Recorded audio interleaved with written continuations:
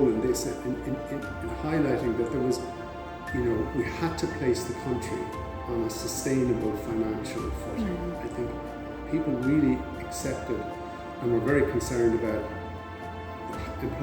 unemployment being extremely high, inflation was high, interest rates were extremely high, and people were leaving the country. Immigration was an issue, particularly young people were leaving the country. So I think there was a common goal, which was that we needed to get our approach to finances onto a sustainable footing, and we had to get inflation, interest rate, debt onto a management pathway. So I think that was the shared goal in the 1980s, and I think that really did help quite a lot.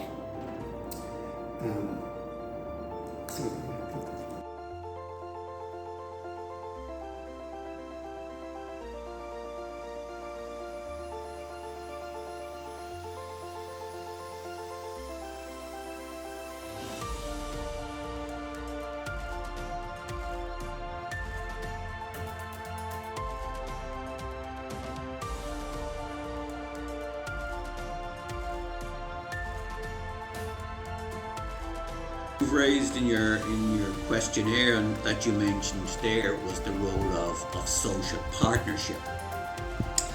And I think in the first couple of years, so in the 80s and in the 1990s, that social partnership model worked reasonably well, in the sense that there was a buy-in from everybody, all stakeholders, that there was a need for wage moderation. There was a need to sustainably enhance things like healthcare and other areas. So it worked well, okay?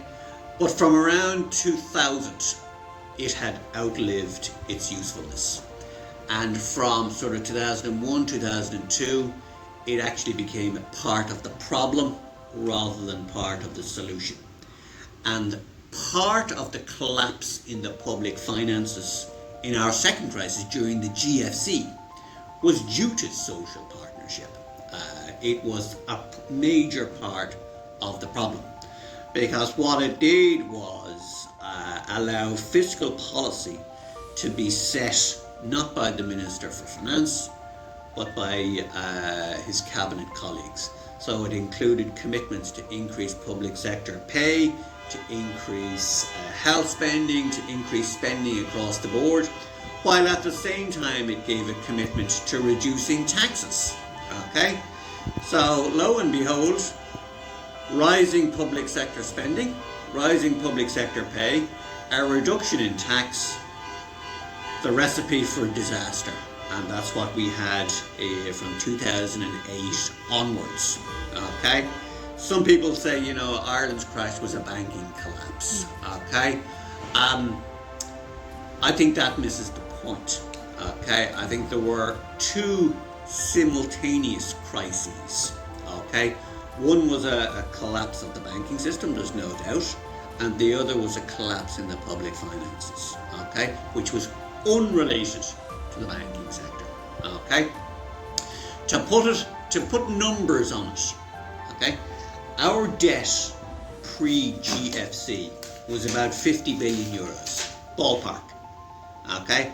At the end of the GFC, it was about 200 billion euros. Okay? So it went up by 150 billion. Roughly speaking, 50 billion of that was due to the banking sector. 100 billion was due to the mismanagement of the public finances. Okay? You had a massive gap between revenue and expenditure. Something like, in structural terms, so taking out the impact of the cycle, about 10% of national income in 2008, 2009. Okay? Because of higher spending and lower taxes. Okay? So social partnership played a massive role in the collapse of played an important role in the collapse of the public finances in 2008 onwards.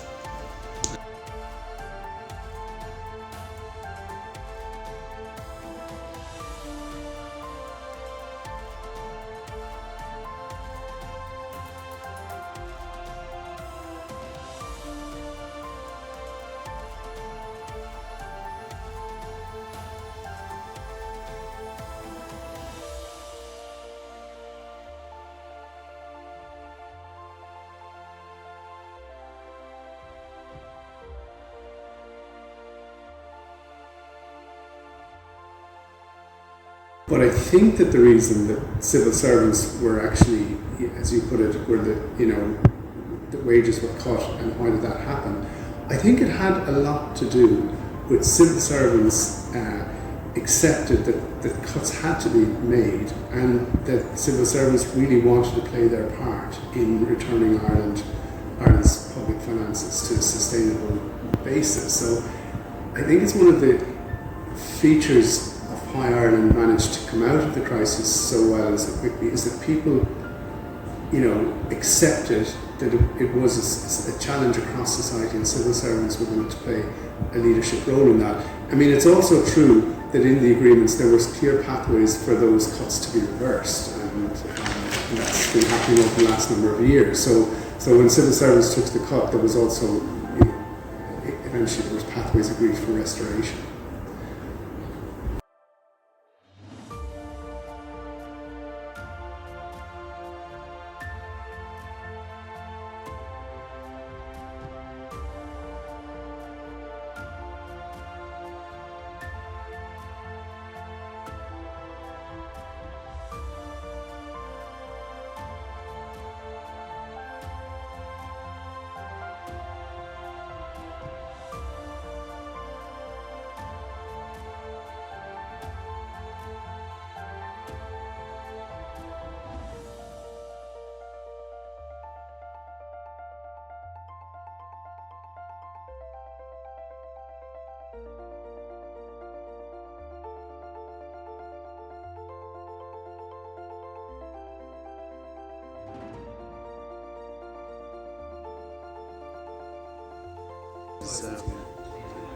We didn't reduce the investment in the growth of science and technology during 2008. I think that was the right decision, because those businesses are now contributing to success. So you can see the benefit of it now, and it was a big decision at the time to keep investing, because we had a particularly bad recession, as you know. So it was a brave decision, but the right one.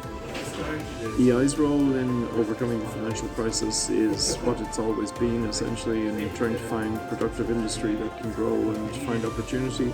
Our role always is to support companies in their growth, and even in a recession there are opportunities for growth. So despite the wage levels we'll talk about in a minute, but when wage levels come down, competitiveness improves, and companies can actually do better in the global markets. But for us, it was about what we always do: investing in companies, helping them in overseas markets, driving growth.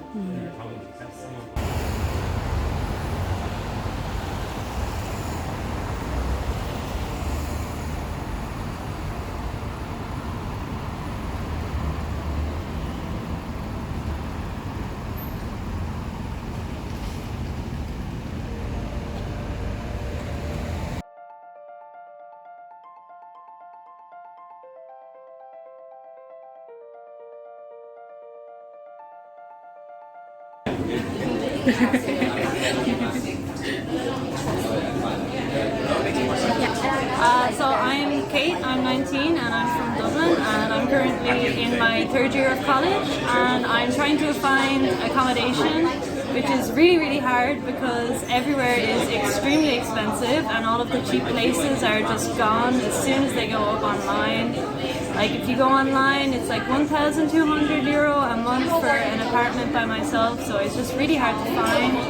And like everything is so expensive nowadays, like getting food and just going out in general and trying to enjoy myself, it's very hard to be able to afford to pay rent and also go out. And I feel that the minimum wage in Ireland hasn't caught up with our like inflation growth and stuff like that. It's just really hard to find a good job that's enjoyable, that pays well, that I can continue doing while I'm in college.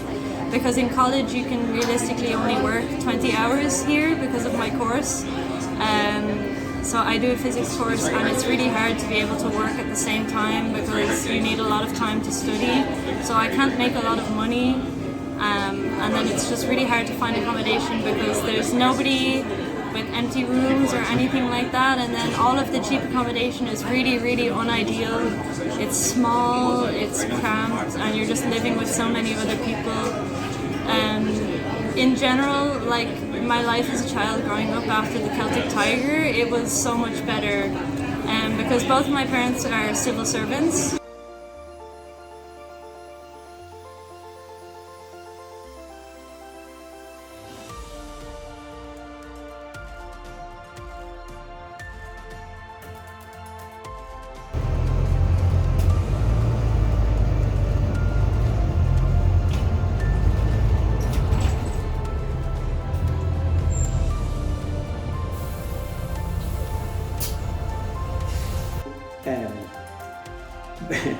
Like a proper economist on the one hand, and on the other hand, on the one hand, I agree that speculation and in particular leverage, too much debt, was key in the bubble. But I do think that the evidence we have at the time, this is part of my PhD thesis, actually looking at what was going on at the time, that when you control for credit, supply was pushing prices down. All that extra supply was making accommodation cheaper. And the proof, if you look, let's take pre-COVID, if you look at some of these Irish counties that had tax reliefs, in 2020, just as COVID was about to happen, housing in some parts of Ireland was no more expensive than it had been 20 years before, because they had built lots of new homes. Now, in between, of course, there had been this bubble and crash, but just looking at 2000 and 2020, the places that built most homes were the most affordable. Dublin had not built a lot of housing, and Dublin was expensive.